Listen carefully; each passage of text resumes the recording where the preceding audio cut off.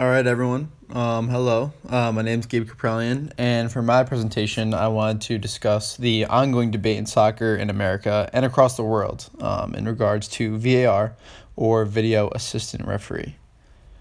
So, just to give a little background on my topic, VAR is a system in which there's an additional fifth match referee that is in a replay booth with monitors and that can oversee the game and can step in to communicate to the referee, the head referee on the field, that you can see here in this picture, when a call needs to be looked at closer.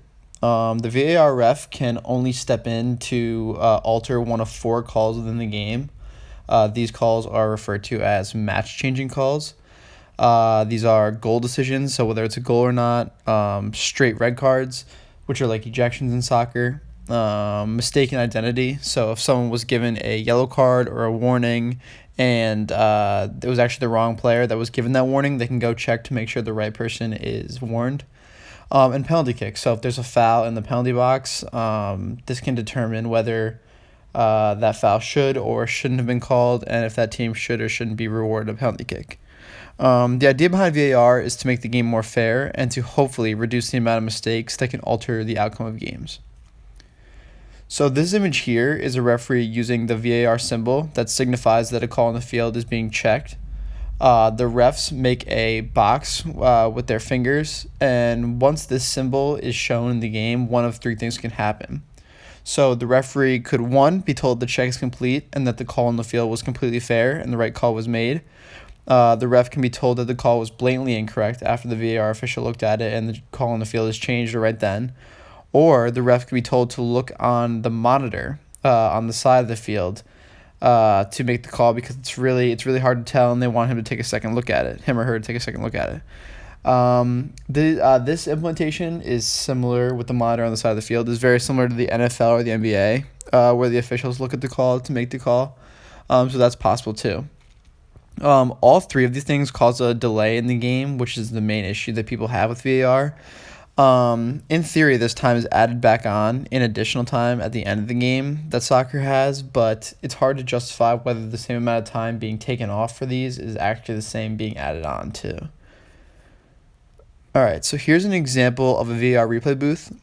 Usually you see a couple more people in the booth, but the job is on the shoulders of the main VAR ref, who is pictured here. He can look at any play he wants, like I mentioned before, but he can only step in to check or alter the game-changing calls that I mentioned before.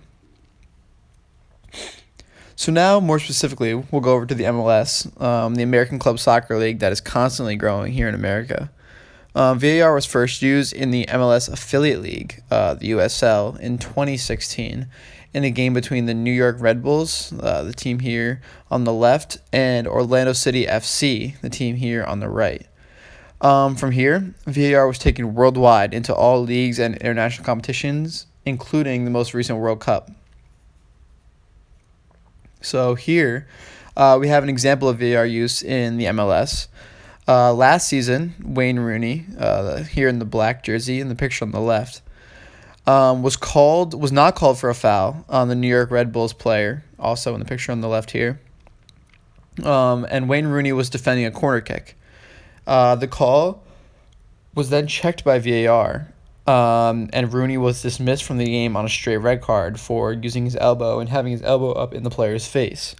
This left a lot of people angry that felt that it was only deemed a red card because by rule you can't check yellow cards on VAR, and so they thought it was a foul. They thought it should have been rewarded a penalty kick, but they penalized Wayne Rooney with a red card when a lot of people felt it should have been a yellow card. Others were happy about this call and glad that the integrity of the game was preserved and that the result was fair. So there's a mixed bag.